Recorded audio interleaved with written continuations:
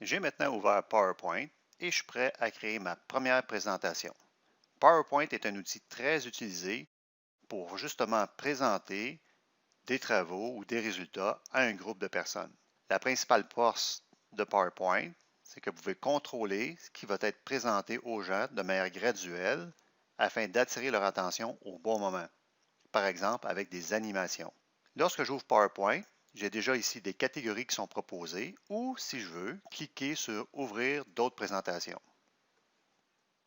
Dans mon cas, je vais dans Professionnel, puis je vais choisir Diapositive de conception professionnelle, conception ondulation verte. Je clique, Créer.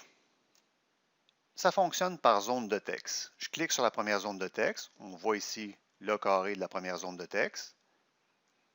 Je fais CTRL-A pour cerner le texte à l'intérieur et je tape mon titre. Même chose pour le sous-titre. Clique dedans. CTRL-A pour cerner le texte qui est dedans. Et je peux visualiser immédiatement ma première diapositive en faisant F5. Enter. Fin de diaporama. Enter. Je vais rajouter une nouvelle diapositive dans le volet de gauche toujours, bouton droit, nouvelle diapositive. Je tape mon titre. Je tape ce qui m'intéresse dans ma liste à puces. Comme il s'agit d'un titre que je souhaite mettre au centre de ma diapositive, je vais enlever les puces en cliquant dans le ruban accueil. Dans le groupe paragraphe, puce, je clique, ça enlève la puce. Je vais redimensionner ma zone de texte car c'est beaucoup trop large. Je vais prendre la poignée de redimensionnement en bas au centre, la monter. Je vais prendre ma zone de texte lorsque le symbole tout azimut s'affiche. Je le descends au centre. Je prends soin de garder la gauche et la droite vis-à-vis le titre en haut, avec les traits verticaux que je vois, à gauche et à droite. Je lâche. Et pour m'assurer que ce soit au centre, je clique dans Paragraphe, Centrer. Et appliquer différents attributs comme changer la taille ou des choses comme ça. J'aimerais ajouter maintenant une image. Dans le navigateur, je tape Génie civil, Enter. Je m'en vais dans les images et je sélectionne l'image de mon choix. Bouton droit sur l'image. Enregistrer l'image sous. Je dépose l'image au bon endroit sur l'ordinateur pour être certain d'être capable de la retrouver. Dans mon cas, dans Bibliothèque Images, sous le nom image au pluriel .jpg, enregistré. De retour dans PowerPoint, Insertion, Image. Toujours dans la bibliothèque Images, je sélectionne mon image, Insérer. Je déplace l'image où je souhaite la voir, en l'agrandissant au besoin. Et si je souhaite voir en mode diaporama la diapositive sur laquelle je travaille, je la sélectionne, ce qui est le cas actuellement avec le carré rouge, puis je fais majuscule F5. Alors plutôt que de revoir le diaporama du début avec la touche F5, je fais majuscule F5 pour voir la diapositive en cours. J'ajoute une nouvelle diapositive, bouton droit, nouvelle diapositive, je tape un titre quelconque, et dans ma liste à puces, j'aimerais prendre du texte qui vient d'un site Internet. Je retourne dans mon navigateur. Sur le site de la Polytechnique Montréal, le rôle de l'ingénieur civil, je clique et je sélectionne le titre suivant, le rôle de l'ingénieur civil. CTRL-C, je retourne dans PowerPoint, je fais CTRL-V. La pastille s'affiche et on voit ici que le texte est en gras car la page HTML contenait ce texte en gras. Je clique sur le triangle et lorsque je choisis Conserver uniquement le texte, on voit que le texte perd tous ses attributs pour garder seulement finalement les lettres. Je vais taper le reste de mes puces. Je monte la zone de texte vers le haut pour la réduire. Et je vais faire une autre liste à puces. Je m'en vais dans Insertion, zone de texte. Sur la diapositive, je clique, j'agrandis un peu et je tape le texte de ma future liste à puces. Pour faire apparaître les puces, dans Accueil, dans le groupe Paragraphe, Puces. On voit que ça a appliqué la puce seulement sur la dernière ligne. Je fais CTRL-A pour sélectionner tout et je reclique sur puce. J'aimerais appliquer la même mise en forme que ma première liste à puces, à savoir la couleur des lettres et la grosseur. Je sélectionne ma première liste à puces, je m'en vais dans Accueil, dans le groupe Presse-Papier, le pinceau, reproduire la mise en forme. Il faut avant que l'objet soit sélectionné cependant, comme j'ai fait. Je clique, là vous voyez que je traîne un pinceau, je m'en vais sur mon autre liste à puces et je clique.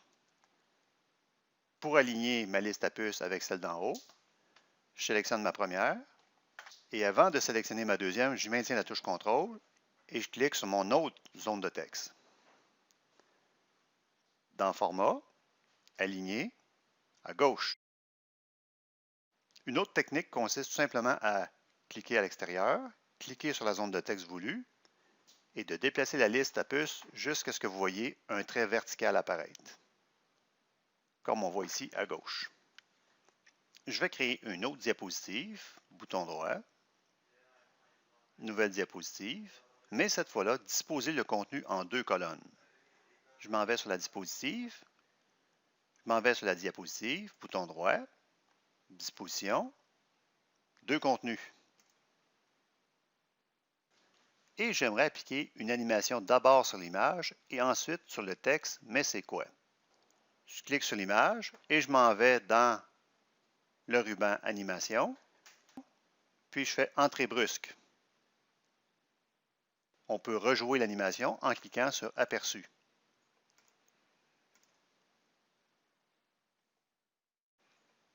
On peut appliquer des options d'effet comme toujours dans le groupe Animation, cliquez sur Options d'effet à partir du bas.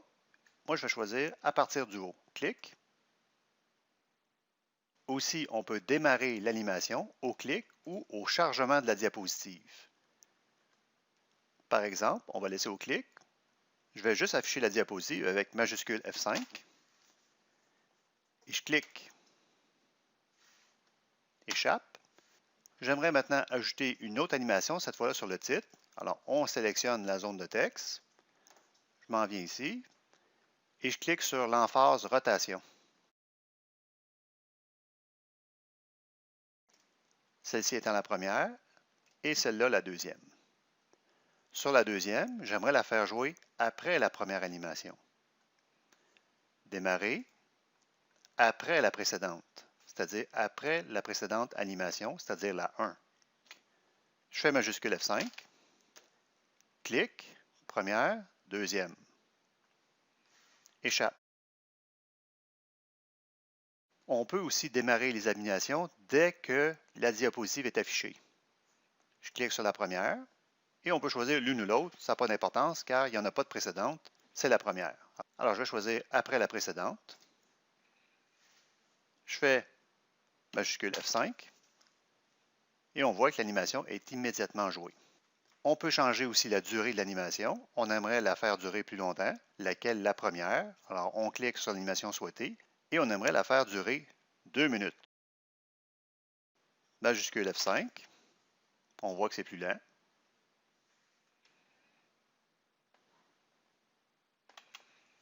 J'attire votre attention sur, dans les animations, vous avez apparition, emphase, et si vous descendez, vous avez aussi disparition. On peut ajouter une animation sur une autre animation. Je clique par exemple sur le titre,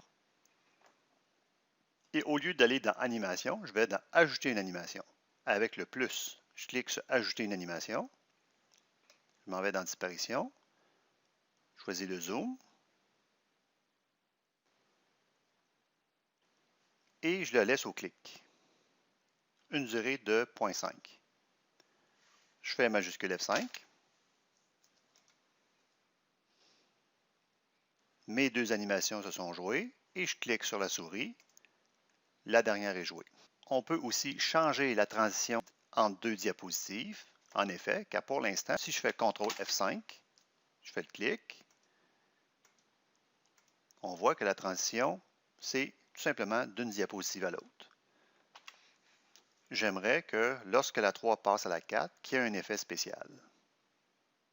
Je clique sur la 4, je Je m'en vais dans Transition, puis je vais choisir la transition que j'aimerais avoir. Discret, captivant, contenu dynamique, avion.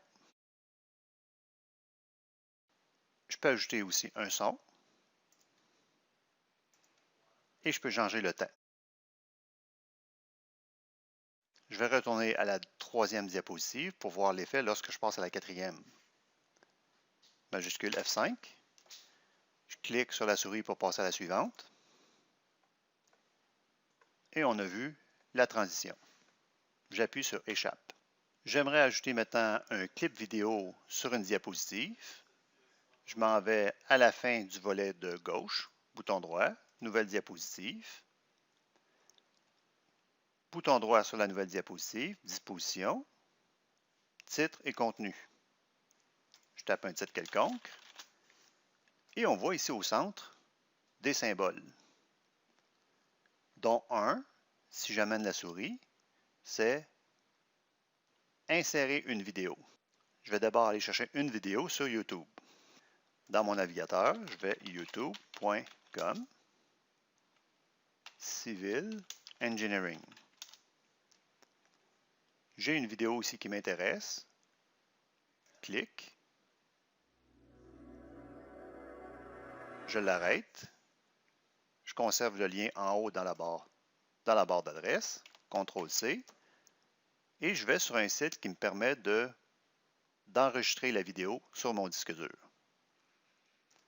Je m'en vais sur youtubeinmp4.com, par exemple. L'URL que j'ai conservé dans mon presse-papier, c'est-à-dire l'adresse Internet que j'ai fait tantôt avec CTRL-C, je fais CTRL-V, Download, Download en MP4, Enregistrer, Enregistrer sous, dans ma bibliothèque de vidéos, le nom de la vidéo avec MP4, Why Génie Civil Engineering MP4.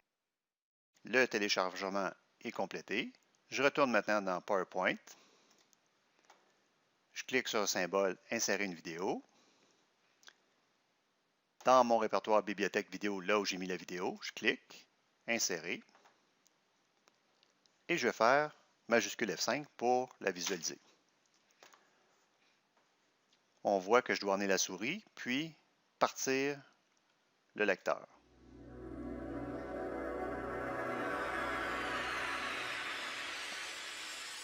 On arrête, je fais Échappe. Pour faire démarrer la vidéo immédiatement à l'affichage de la diapositive, je m'en vais sur la vidéo, bouton droit, Démarrer, clique sur Démarrer, et au lieu de haut-clic, automatiquement. On pourrait donner aussi un aperçu différent à notre vidéo en allant dans Format, Style de vidéo, clique ici, puis donner un aspect différent. Comme par exemple sous forme de pivoter des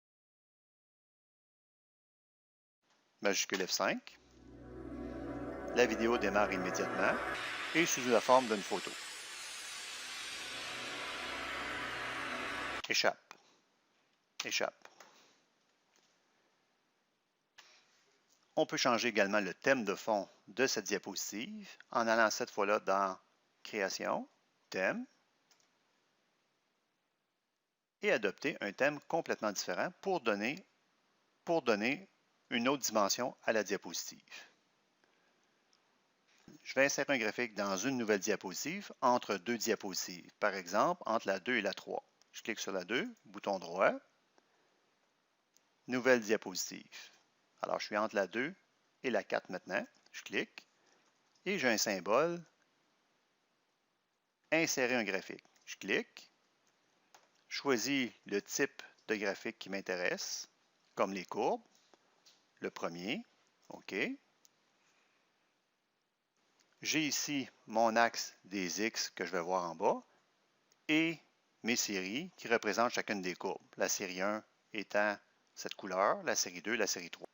On va conserver seulement qu'une série. Je clique sur la colonne C et D et j'appuie sur la touche supprime du clavier pour conserver une seule. Si vous avez déjà accès à un tableau, comme c'est le cas dans le travail, vous pouvez très bien le coller facilement, d'abord en supprimant celui-ci, en cliquant sur l'onglet, comme ça, et en collant votre tableau qui est présent dans votre travail. Je fais CTRL-Z pour conserver mes données. Je ferme. Je peux changer le titre du graphique en cliquant simplement dessus et en modifiant le titre. On clique sur la zone graphique et on peut, si on veut, ajouter, par exemple, le titre des axes et le modifier de la même façon que j'ai fait pour le titre du graphique. Pour changer le fond du graphique, on clique d'abord sur l'objet graphique, ici, que j'ai sélectionné, bouton droit, mise en forme dans la zone de traçage ou remplissage dégradé.